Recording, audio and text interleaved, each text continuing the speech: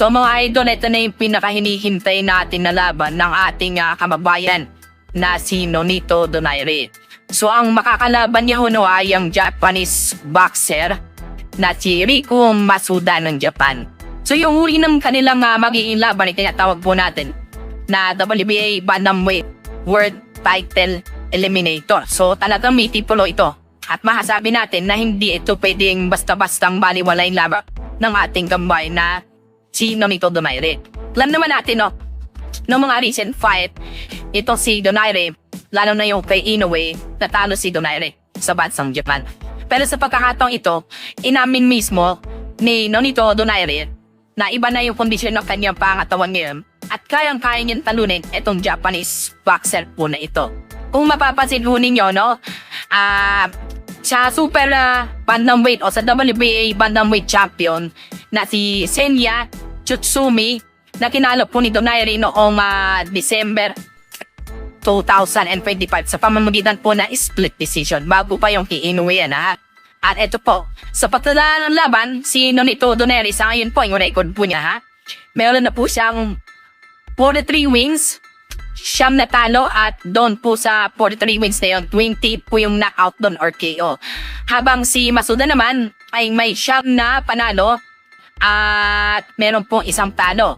8 naman doon yung sa pamamagitan po ng knockout. Kaya naman, kung makikita nyo, bagong boxingero lamang ang makakalaban nitong ating kababayan na si Nonito Donaire. Pero, merong mga boxing analyst na nagsasabi na yung kalamangan ng makakalaban ni Nonito Donaire is yung kabataan nito. Bagkos alam naman natin, medyo may edad na si Donaire kung ikukumpara natin kay Masuda ng bansang Japan. Pero may mga ilang boxing analysts na nagsasabi na kulang sa experience itong si Masuda para matalo o talunin nga po ang ating kababayan na si Nonito Donaire.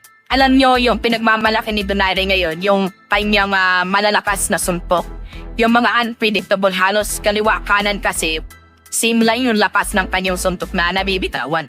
Samantalang sa ilang mga peaks naman, nakita natin na itong si Masuda ay ang pinakaiingatan lamang ni Donaire is yung kaliwang suntok nito na talagang napakasolid at napakalakas. Samantalang, meron kasi tayong tinatawag ito na pick punch. Yung akala mo susuntok sa kanan pero sa kaliwa pala. Kailangan maiwasan po ni Nonito Donaire yung mga ganong senaryo o mga pick punch na gagawin po ni Masuda lang bansang Japan. Pero ang iniiwasan natin dito isa paano, number 1, is yung bentang laban. Alam naman natin kapag sa bansang Japan, nangyayari ang laban ay hindi po may iwasan yung mga bentahan, Lalo na kapag nauwi ito sa decision o sa split decision lamang. Kaya ang maganda dito, para ma-make sure na panalo na ating kababayan na si Nonito Donaire ay may knockout po talaga. Yan ang sigurado na magpapanalo sa ating kababayan. So abangan natin yung mga ganapan. So dyan lang kayo.